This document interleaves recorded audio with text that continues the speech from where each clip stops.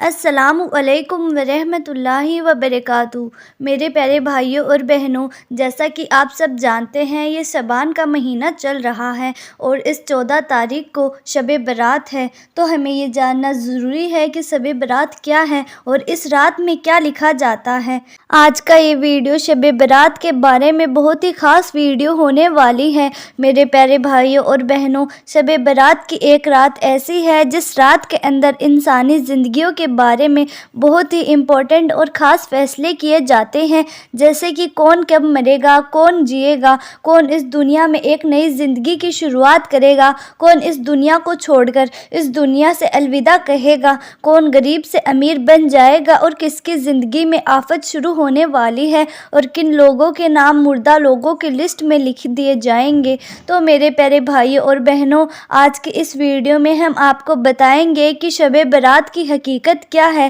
اس رات میں نامہ اعمال کیوں بدلے جاتے ہیں اور اس رات میں انسانوں کے بارے میں کون کون سے خاص فیصلے کیے جاتے ہیں، اور اگر خدا نہ خواستہ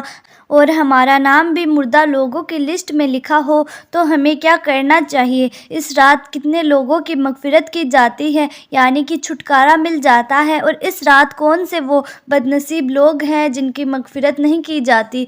حضور پاک صلی اللہ تعالیٰ علیہ وسلم نے اس رات میں کون کون سے کام کرنے کا ارشاد فرمایا اور ضرورت کے حساب سے مسلمان لوگوں کو شب برات کو کس طرح گزارنا چاہیے۔ تو میرے پیارے بھائیوں اور بہنوں، ان تمام سوالات کے جوابات قرآن اور حدیث کی روشنی سے ہم آپ کو بتائیں گے۔ شعبان کی 15ویں رات کو شب برات کہا جاتا ہے۔ شب کو رات کہتے ہیں اور برات کے معنی ہیں بری ہونا، کیونکہ اس رات کو مسلمان توبہ کر کے اور اللہ تبارک و تعالیٰ کی بارگاہ میں اپنے گناہوں کی معافی مانگا کرتے ہیں اور اللہ تبارک و تعالیٰ کی بارگاہ میں اپنے گناہوں کو چھوڑنے کا دعویٰ کرتے ہیں، تو اللہ تبارک و تعالیٰ اپنی رحمت کے صدقے بے شمار مسلمانوں کو جہنم سے نجات یعنی رہا کر دے گا۔ اس لیے اس رات کو شب برات کہا جاتا ہے۔ حضرت عطا بن یاسر رضی اللہ تعالیٰ عنہ بیان فرماتے ہیں کہ لیلۃ القدر کے بعد شعبان کی 15ویں رات سب سے زیادہ افضل ہے،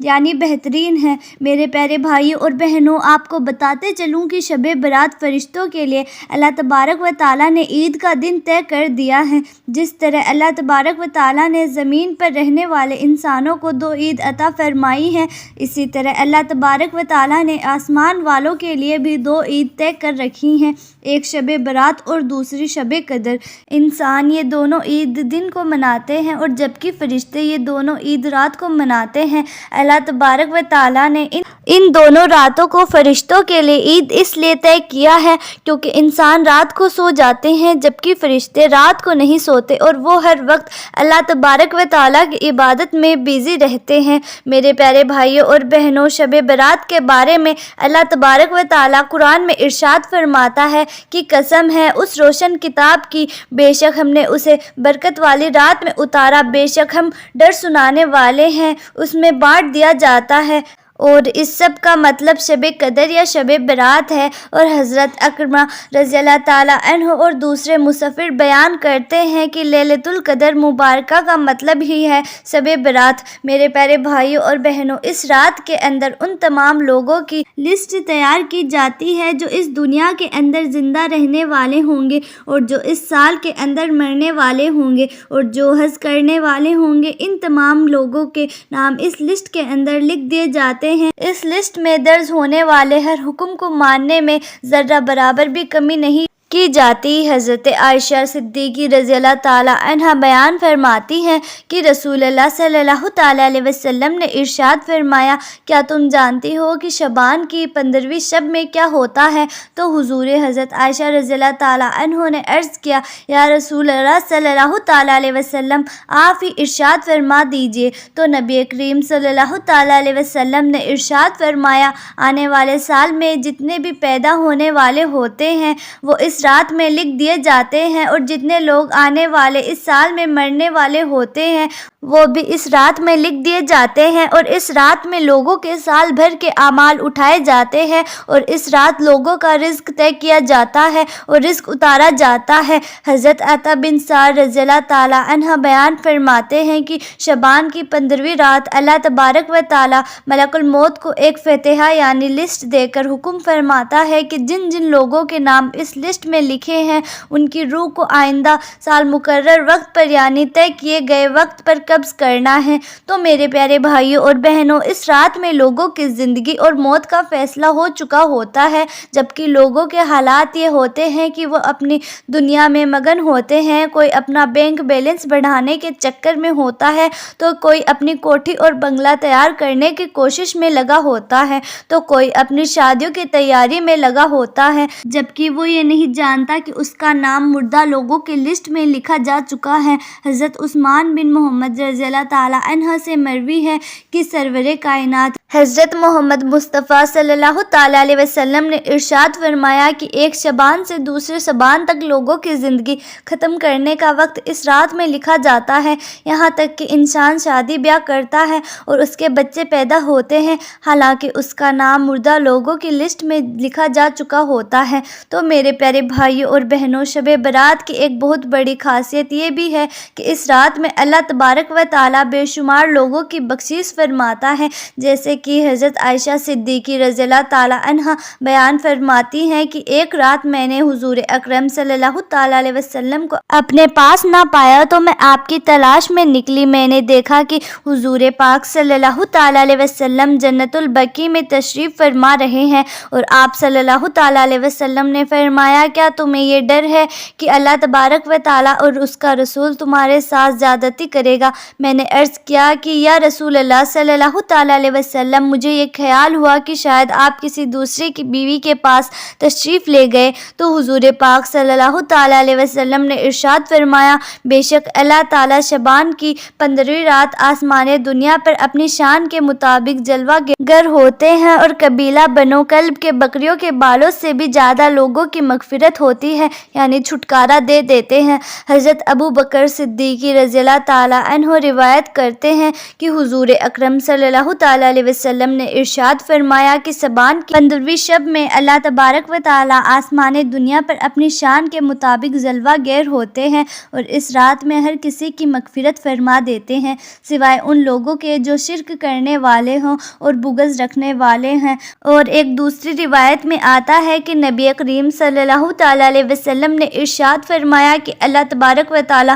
شعبان کی 15ویں رات میں شب اپنے رحم اور کرم سے تمام مخلوقات کی بخشش فرما دیتا ہے، سوائے ان لوگوں کے جو شرک کرنے والے ہوں اور کینہ رکھنے والے ہوں۔ حضرت عبداللہ بن عمر عاص رضی اللہ تعالیٰ عنہ سے روایت ہے کہ حضور اکرم صلی اللہ تعالیٰ علیہ وسلم نے ارشاد فرمایا کہ شعبان کی 15ویں رات میں اللہ تبارک و تعالیٰ اپنے رحمت سے دو کے علاوہ ان سب لوگوں کو معاف فرما دیتا ہے، ایک وہ انسان جو کینہ رکھنے والا ہو، اور دوسرا وہ انسان جو کسی کا ناحق قتل کرنے والا ہو۔ میرے پیارے بھائیوں اور بہنوں، شب برات میں فرشتوں کو کچھ کام دیے جاتے ہیں، اور شب برات ایک ایسی رات ہے جس میں اللہ تبارک و تعالیٰ مسلمانوں کی مغفرت فرماتا ہے اور دعاؤں کو قبول کرتا ہے، جیسے کہ حضرت عثمان رضی اللہ تعالیٰ عنہ سے روایت ہے کہ حضور اکرم صلی اللہ تعالیٰ علیہ وسلم نے ارشاد فرمایا کہ جب شعبان کی 15ویں رات آتی ہے تو اللہ تبارک و تعالیٰ کی طرف سے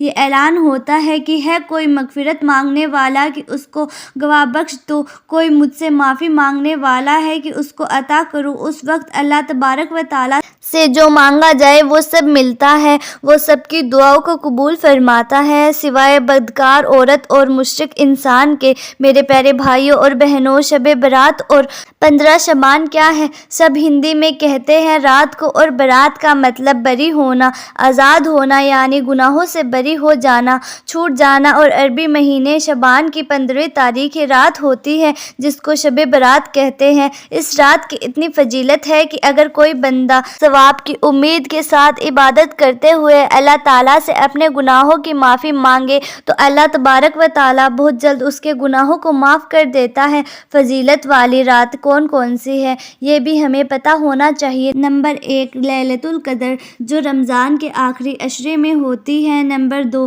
عید الفطر کی رات۔ نمبر 3 عید الاضحیٰ کی رات، قربانی کی رات۔ نمبر 4 15 شعبان کی رات یعنی شب برات۔ اس رات کی کیا خاصیت ہے؟ جیسے میں نے پورے سال کا بجٹ سرکار پیش کرتی ہے کہ پورے سال کیا ہوگا، اسی طرح اس رات آنے والے سال کے تمام قدرتی کاموں کا لیکھا جوکھا ہوتا ہے۔ اللہ تبارک و تعالیٰ فرشتوں کو دے دیتا ہے، جیسے لوگوں کی زندگی اور موت وغیرہ۔ اور میرے پیارے بھائیوں اور بہنوں، بہت سے لوگوں کا یہ بھی سوال ہوتا ہے کہ اس رات میں کوئی خاص عبادت ہے یا نہیں، تو اس کا جواب ہے نہیں۔ اس رات میں کوئی خاص عبادت نہیں جو سنت سے ثابت ہو، لیکن ہاں نفلی عبادت کوئی بھی کر سکتا ہے، جیسے نفل نماز پڑھنا، قرآن کی تلاوت کرنا، اللہ تبارک و تعالیٰ کا ذکر کرنا، دعا کرنا، کیونکہ یہ رات بخشش کی رات ہوتی ہے، اس لیے اللہ کے سامنے اپنے گناہوں کی معافی ضرور مانگنی چاہیے۔ تو میرے پیارے بھائیوں اور بہنوں، کیا اس رات میں صلاۃ و تسبیح پڑھنا ضروری ہے؟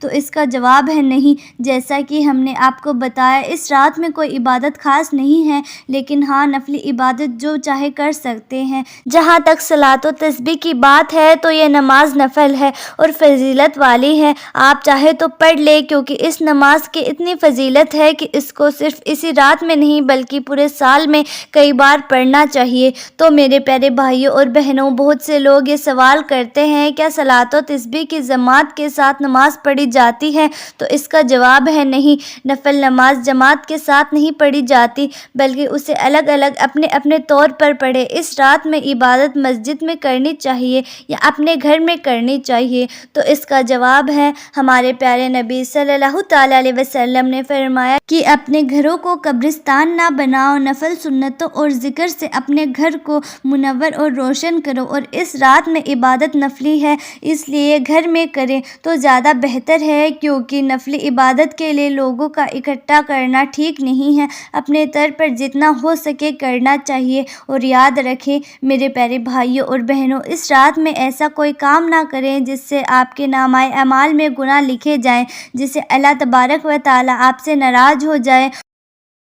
اور کوئی ایسا فیصلہ نہ ہو جائے آپ کے حق میں جو آپ کے لیے بہتر نہ ہو۔ تو خدا کے لیے ایسا کوئی کام نہ کرے جس سے اللہ تبارک و تعالیٰ اور اس کے رسول صلی اللہ تعالیٰ علیہ وسلم ناراض ہو جائیں۔ ہم امید کرتے ہیں کہ آپ کو آج کا ہمارا یہ ویڈیو پسند آیا ہوگا۔ تو اگر ویڈیو پسند آئی ہے تو اس ویڈیو کو لائک کریں، اور اس ویڈیو کو اپنے تک ہی نہ رکھیں، اپنے دوستوں میں بھی زیادہ سے زیادہ شیئر کریں، تاکہ آپ بھی صدقہ جاریہ کے حقدار بن سکیں اور مجھے بھی ثواب ہو سکے۔ اور اگر آپ ہمارے چینل پر نئے ہیں تو ایسی ہی معلوماتی ویڈیوز کے لیے ہمارا چینل بھی سبسکرائب کریں۔ جلد ہی ملتے ہیں ایسی ہی نئی ویڈیو کے ساتھ، تب تک کے لیے خدا حافظ۔